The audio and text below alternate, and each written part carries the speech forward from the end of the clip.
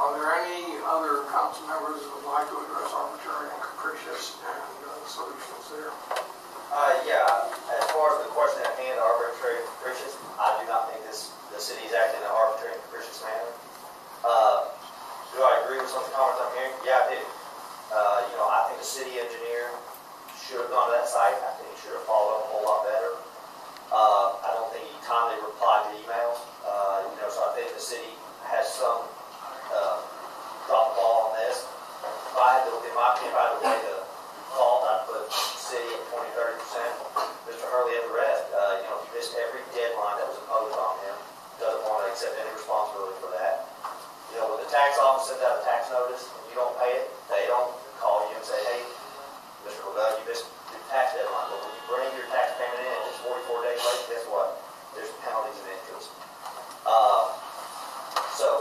And then, Mr. Hurley, I believe, operates in a reckless and dangerous manner. That's the only reason he's under the VCA, because there's been no one that has operated this recklessly, as testimony has said, basically, that anyone here at the city can remember.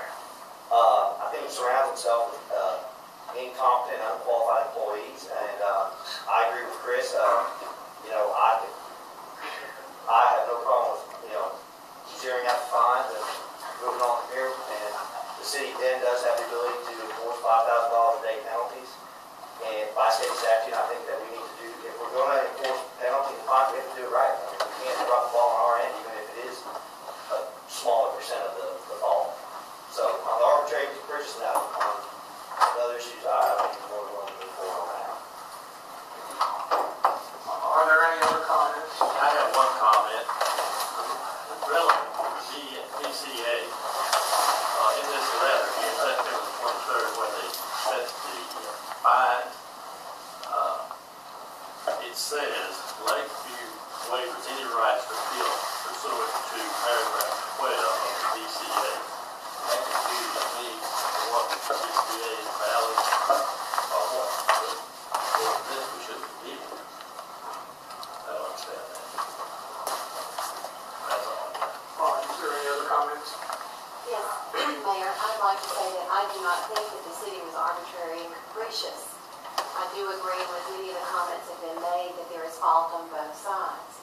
I think we do need to go back and listen to what Attorney Jesse did say. This is a very important case because of our new stormwater requirements, which are mandated, not, they're coming down from the top to us, and we have to abide by those, as do all of our developers. And we must ensure that those guidelines are followed, or we, as we know in the past, have been held at fault and financially responsible. So I think that what we need to do, we've learned a lot. I think all of us have learned a lot. The developers, other individuals in the audience, city staff, council, all of us. And I think the most important thing we can do is to take all of that and going forward ensure that all I's are dotted and T's crossed. But we must look at this as a very serious case because we are dealing with the Clean Water Act, the stormwater issue. And we need to evaluate the fines. I can agree with that. I would think that if you did look at zeroing the fines out today, that you must start tomorrow levying some type of fine that is enforced with guidelines in place that everybody follows to the T. City staff, developer. Developers in the future, this is a benchmark case. This is the first time we've been here. First time that I know of, the city's held an administrative hearing. So what we do today determines whether we come back here next week with another developer and what our decision is, or how we direct our staff.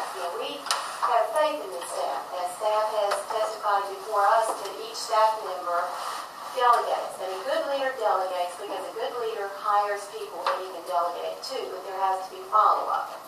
Okay? And that is something that we need to be sure is taking place. Because if we don't have faith in the individual, if we don't have faith, we need to all sit down and talk. And that's the same thing with all of us on this council. We've got to all communicate, be honest, and I appreciate the honesty here, and the willingness for all of us to accept each other's individual opinions on this. But all those factors stated, I think we need to be really sure that we're aware of the importance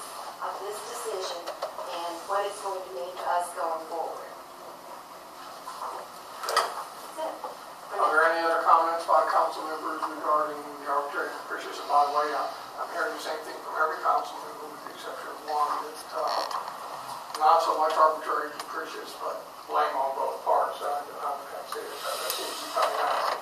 And I would like to make some comments at this point. This has been a long hearing.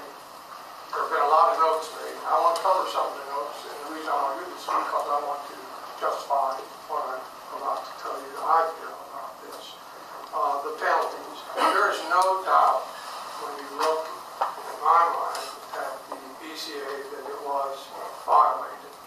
There is also no doubt in my mind from the testimony from both sides that it was vague in some areas where it needed to be more clear. It was indisputable going into this argument. Also, one thing that we gave into quite early in this hearing, after many hours of testimony, was were the NOVs and the fines equally distributed throughout the city by violators that were given NOVs? Did we really do this in an even manner with all developers? The answer to me is clearly no. No, we didn't. No, we haven't. And one of the sites that was brought up in the hearing was the Brookline site. And it has been out of compliance just almost as long, if not longer, than the site that Hurley has. And it's no less involved with stormwater, actually more so than the Hurley site. I found that ironic that we hadn't. And it came out in testimony that I had brought that up to the city administrator, and I had. And I will explain to you that the reason for that is I thought we looked bad as a city. We're not enforcing evenly throughout the city. Now the question of Councilmember LeBel putting undue pressure through the city administrator onto the Hurley site. I find it disturbing that there were 6 emails from Councilmember LeBel and no other council member in reference to the Hurley site. Not another council member sent in an email. And yet, Mr. LeBel could not give us the name of a single person that sent an email. That bothers me a great deal. Only one council member has been contacted on the site, and no other council member had this brought their attention and talked to our city administrator or Jeff. I find that ironic. As a matter of fact, I find it almost impossible to believe.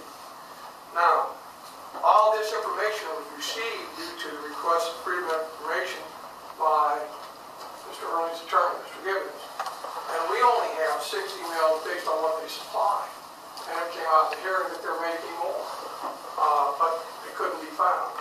So I think that although I am not stating that pressure was put on me by Mr. LeBel, it sure looks to me and would appear to anyone else that this hearing that was sitting out in that audience